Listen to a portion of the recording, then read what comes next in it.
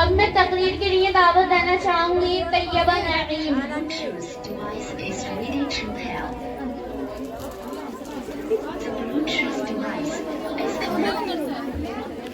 نحمده ونصلي على رسوله الكريم. أما بعد. قال النبي صلى الله عليه وسلم إذا دخل رمضان فتحت أبواب السماء وفي رواية فتحت أبواب الجنة وغلقت أبواب جهنم وسلسلة الشياطين وفي رواية فتحت أبواب الرحمة أو كما قال عليه الصلاة والسلام. میری عزیز ماں اور بہنوں، السلام علیکم ورحمۃ اللہ وبرکاتہ. میری بہنوں، سب سے پہلے اس رب کائنات کا شکر ادا کرتے ہیں جس نے ہمیں ایمان کی دولت سے مالا مال فرمایا، پھر اس نبی کی امت میں پیدا فرمایا جو اللہ کے محبوب، اللہ کے نبی، تاجدار مدینہ، احمد مجتبیٰ، رسول مرتضیٰ، محمد مصطفیٰ صلی اللہ علیہ وسلم ہیں. پھر اس کے بعد یوں ہی نہیں چھوڑا بلکہ ایک ایسے محلے اور ایک ایسی بستی میں لا کر بٹھایا جہاں دین کے سمجھانے والے موجود ہیں، جہاں دین کو بتانے والے موجود ہیں، جہاں اللہ تعالیٰ کا تعارف کرانے والے موجود ہیں، جہاں رسول اللہ صلی اللہ علیہ وسلم کی تعلیمات کو سکھانے والے موجود ہیں. اللہ تعالیٰ نے ہمیں یہ تمام ہی نعمتیں دے رکھی ہیں. اب ان نعمتوں کا حق یہ ہے کہ ہم ان نعمتوں کی قدر کریں، ان نعمتوں کی شکر گزاری کریں، کیونکہ جب نعمت کی ناقدری کی جاتی ہے تو اللہ تعالیٰ اس نعمت کو چھین لیتا ہے، اور جب نعمت کی قدر کی جاتی ہے تو اللہ تعالیٰ اس نعمت میں اضافہ کرتا رہتا ہے. بہرحال میری بہنوں، میری تقریر کا جو موضوع ہے وہ ہے فضائل رمضان. جیسا کہ ہم سب جانتے ہیں یہ مہینہ شعبان المعظم کا مہینہ چل رہا ہے. یہ مہینہ نہایت ہی برکتوں و عظمتوں والا مہینہ ہے. اللہ کے نبی نے فرمایا شعبان شہری و رمضان شہر اللہ، کہ شعبان میرا مہینہ ہے اور رمضان اللہ کا مہینہ ہے. اللہ کے نبی صلی اللہ علیہ وسلم رمضان کی تمام ہی تیاریاں شعبان ہی میں کر لیا کرتے تھے. اسی لیے ہمیں بھی یہ چاہیے کہ ہم اپنی رمضان کی تمام تیاریاں شعبان ہی کے مہینے میں کریں. مثال کے طور پر جب ہم کہیں جاتے ہیں تو وہاں جانے کے لیے ہم پہلے سے تیاریاں کرتے ہیں، یا کوئی فنکشن ہمارے گھر میں ہوتا ہے تو ہم اس کے لیے پہلے سے تیاریاں کرتے ہیں. اسی طرح چونکہ رمضان آنے والا ہے تو ہمیں رمضان کی تیاری کرنا ہے. اور رمضان کی سب سے بڑی تیاری یہ ہے کہ ہم اپنے دلوں کو صاف کریں. یہ رمضان کی سب سے بڑی تیاری ہے. کسی طرح کا ہمارے دل میں حسد نہ ہو، کینہ نہ ہو، بغض نہ ہو. یہ سب سے بڑی تیاری ہے کہ ہم اپنے دلوں کو صاف کر لیں. اور اگلا مہینہ جو آنے والا ہے جو کہ رمضان المبارک کا مہینہ ہے، وہ مہینہ نہایت ہی میری بہنوں اور ماؤں، ذرا آپ سب سے اور چھوٹے بچوں سے زیادہ درخواست ہے کہ وہ خاموش رہیں، کیونکہ آپ ہی سے ہمارا یہ پروگرام کامیاب ہوگا. اور اگر آپ ہمیں حوصلہ نہیں دیں گے تو پھر ہم کامیاب کیسے ہوئیں گے؟ تو بس 3 پروگرام رہ گئے ہیں، پھر اس کے بعد انشاءاللہ شیلڈ عنایت کر دی جائیں گی. بس ذرا آپ ہمارا ساتھ دیں اور ذرا خاموشی اختیار کریں. اور جو مہینہ آنے والا ہے وہ رمضان کا مہینہ ہے، نہایت ہی عظمتوں اور برکتوں والا مہینہ ہے. رمضان تمام مہینے کا سردار ہے. رمضان ایک ایسا مہینہ ہے کہ جس کے آنے سے پہلے اس کے آنے کی خوشی ہر ایک مسلمان بندے مومن کے دل میں ہوتی ہے. رمضان سال بھر کے اسلامی مہینوں میں سب سے زیادہ عظمتوں، فضیلتوں اور برکتوں والے مہینے کا ایک عظیم نام ہے جو گویا ایمان و اعمال کے ریچارج کے لیے ہے. رمضان کے لغوی معنی جلانے کے آتے ہیں، شدت اور حرارت کے آتے ہیں. رمضان کو رمضان اس لیے کہا جاتا ہے کہ اللہ رب العزت اپنے ایمان والے بندوں کے گناہوں کو اپنے فضل سے رمضان مبارک میں ان کے گناہوں کو معاف کر دیتے ہیں. اس وجہ سے اس مہینے کو رمضان کہا جاتا ہے. چنانچہ حدیث میں ہے من صام رمضان ایمانا واحتسابا غفر له ما تقدم من ذنبه، کہ جس نے رمضان کے روزے رکھے ایمان اور احتساب کے ساتھ، خلوص کے ساتھ، حصول ثواب کی نیت سے، تو اللہ تعالیٰ اس کے تمام گناہوں کو معاف کر دیں گے. تو رمضان چونکہ صغیرہ گناہوں کو معاف کرا دیتا ہے، ان گناہوں کو جلا دیتا ہے، اس لیے رمضان کو اس مہینے کا نام رمضان موسوم کیا گیا. امام ربانی محبوب سبحانی شیخ عبد القادر جیلانی رحمۃ اللہ علیہ رمضان کی مناسبت سے بڑی عجیب بات فرماتے ہیں. رمضان کے روحانی معنی بیان کرتے ہوئے فرماتے ہیں رمضان خمسۃ احرف اراء رضوان اللہ ومیم محبت اللہ وضاد ضمانت اللہ والف الف اللہ ونون نور اللہ. کہ رمضان 5 حرفوں پر مشتمل ہے. رمضان 5 حرفوں سے بنا ہے. پہلا حرف را ہے، اس سے مراد اللہ تعالیٰ کی رضا. دوسرا حرف میم ہے، اس سے مراد اللہ تعالیٰ کی محبت.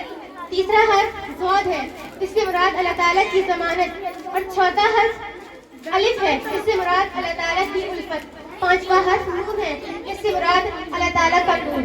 تو معلوم ہوا کہ رمضان رضا الہی، محبت الہی، ضمانت الہی، الفت الہی اور نور الہی کا مہینہ ہے.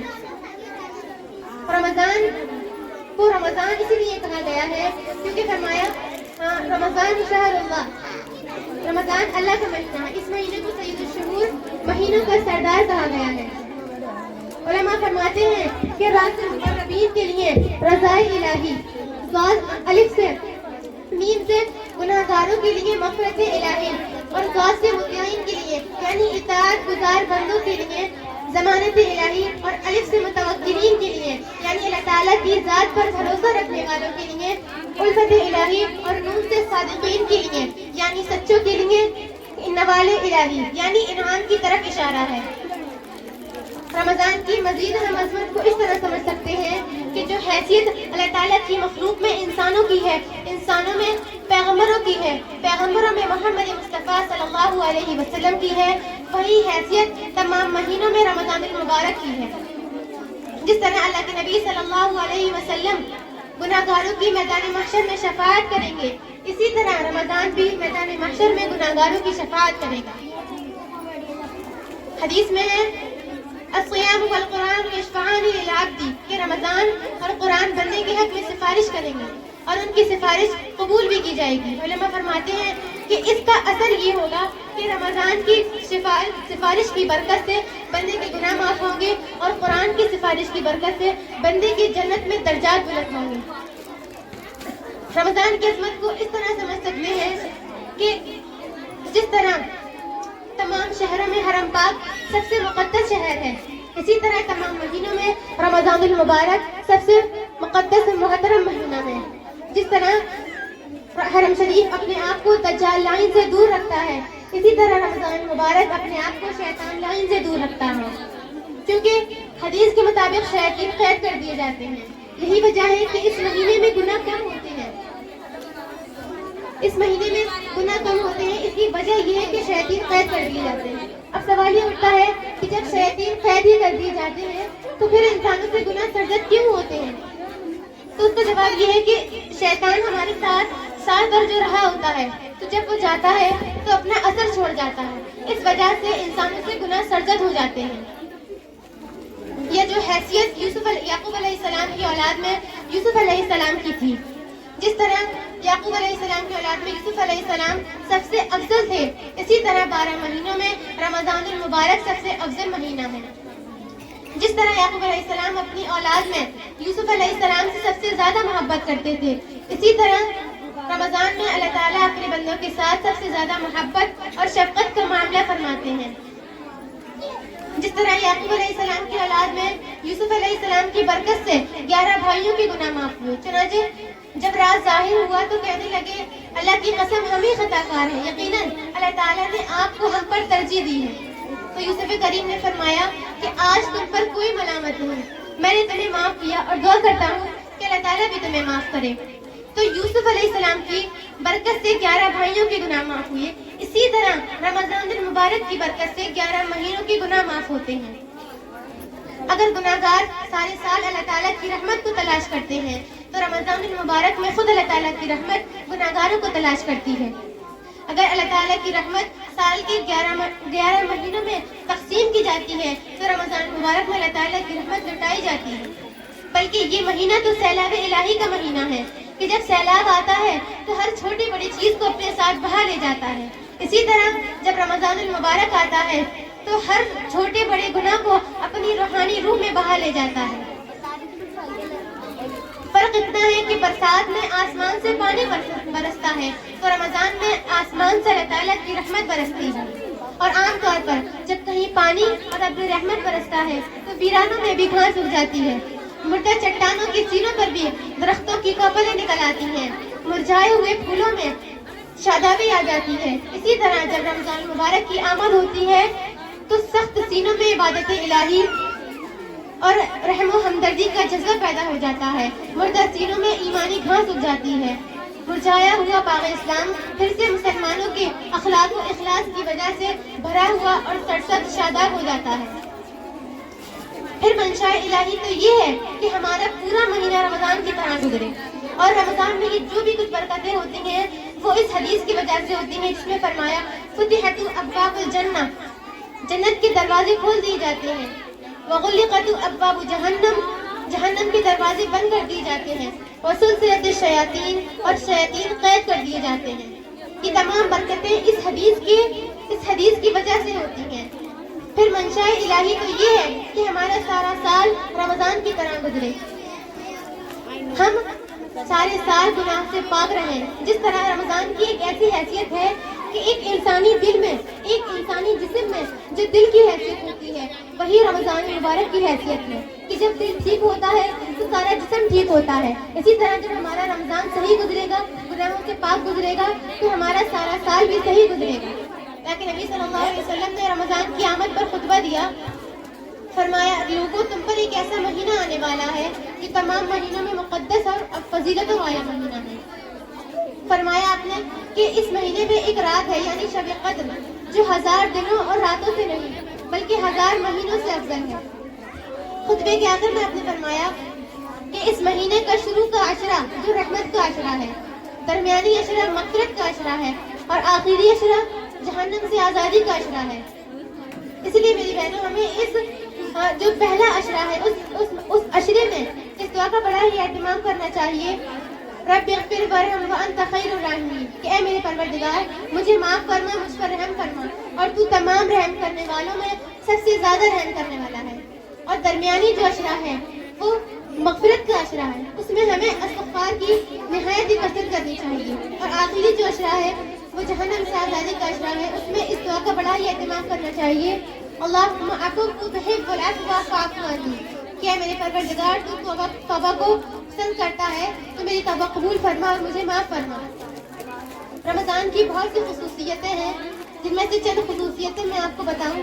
پہلی خصوصیت یہ ہے کہ رمضان کی پہلی تاریخ سے جنت کے 8 دروازے کھول دیے جاتے ہیں، جہنم کے دروازے بند کر دیے جاتے ہیں، اور سرکش شیاطین قید کر دیے جاتے ہیں۔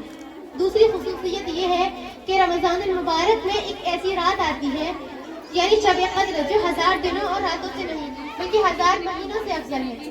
لیلۃ القدر خیر من الف شہر، لیلۃ القدر 1000 مہینوں سے بہتر ہے۔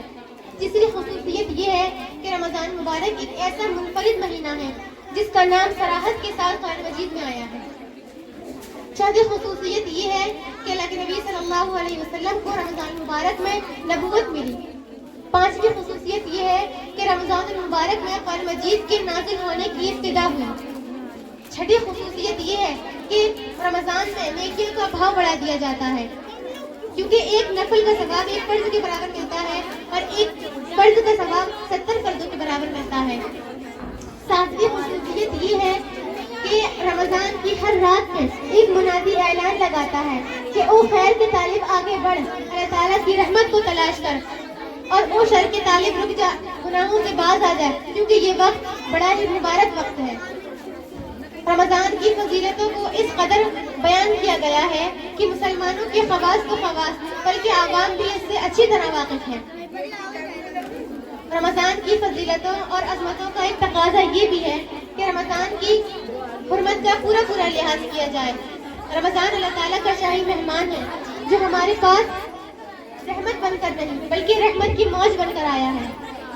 علماء نے لکھا ہے کہ ایک یہودی تھا اس نے اپنے بیٹے کو رمضان کے دنوں میں کھاتے ہوئے دیکھا تو اس کو مارا اور کہنے لگا کہ تو نے رمضان کی حرمت کا خیال نہ کیا.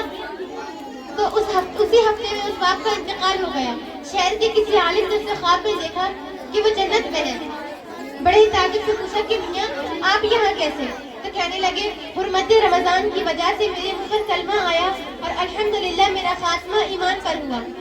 اس لیے میری بہنوں ثابت ہوا کہ حرمت رمضان کا خیال رکھنا مغفرت کا سبب ہے. ماہ سیام کیوں نہ ہو تیرا احترام، ماہ سیام کیوں نہ ہو تیرا احترام کہ نازل ہوا تجھ میں اللہ کا کلام. واخر دعوانا